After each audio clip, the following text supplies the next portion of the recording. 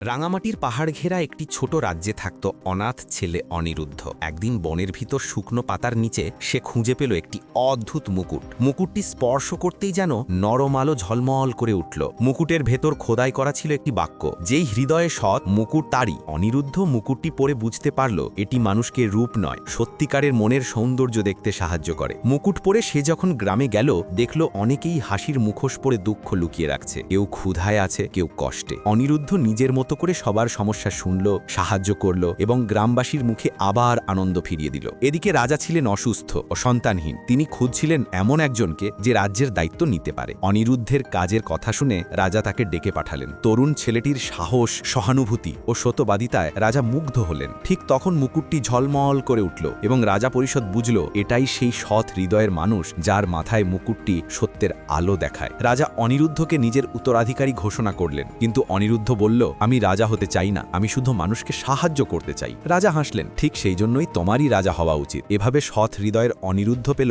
জাদুর মুকুট আর রাজ্য পেল সবচেয়ে ভালো শাসক।